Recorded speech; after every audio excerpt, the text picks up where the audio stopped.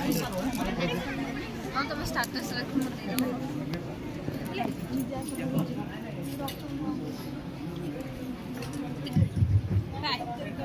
ମୁଁ ପରି ଆପଣମାନେ ମୋ ବେଶଭୂଷା ଦେଖି ଡରରେ ପଡୁଥିବେ ନା?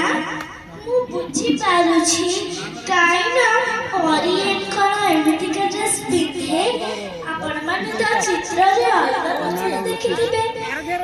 ବୁଝିପାରୁଛି ଆପଣମାନେ କାଲି ଡରରେ ପଡିଥିବେ ବୋଲି ମୁଁ ବି ଗୋଟେ ମଲକୁ ଯାଇଥିଲି।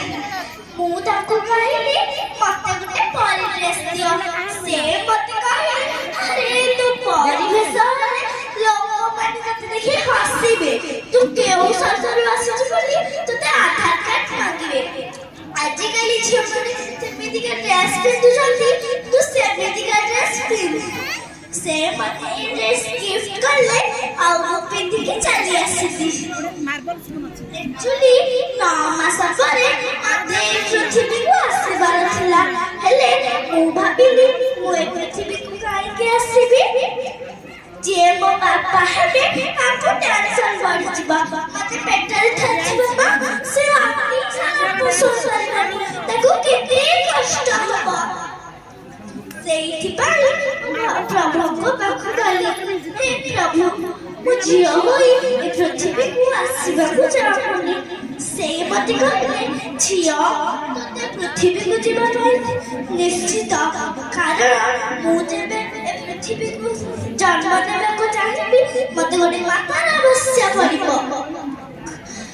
ଆଜ୍ଞା ପ୍ରଭୁ, ମୁଁ ଆଉ କିଛି ବାଟ ନ ପାଇ ପୃଥିବୀ ଆଡକୁ ଚାଲି ଆସୁଥିଲି। ମୁଁ କଣ ଦେଖିଲି, ଏ ଶାଶୁ ଶ୍ୱଶୁର ଦୁଇଜଣଙ୍କୁ ନିଜ ସଂସାର ଗଢ଼ିବା ପାଇଁ ଗୋଟେ ବୋହୂଟି ଦରକାର। ଏ ସ୍ୱାମୀ ନିଜ ଖୁସି ଗଢ଼ିବା ପାଇଁ ଗୋଟେ ସ୍ତ୍ରୀଟି ଦରକାର। ଏ ଗେଲ ଭାଇ ଗେଲ କରିବା ପାଇଁ ଗୋଟେ ଭଉଣୀଟିଏ ଦରକାର। ହେଲେ ଝିଅ କାହାକୁ ବି ଦରକାର?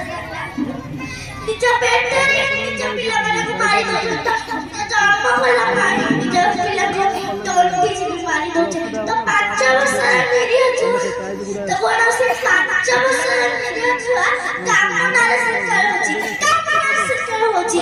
ହେ ପ୍ରଭୁ, ଆପଣଙ୍କ ରାକ୍ଷସ ମାନଙ୍କର ବିନାଶ କରିବା ପାଇଁ ଆପଣଙ୍କ ପୃଥିବୀକୁ ଆସିବାକୁ ହବ।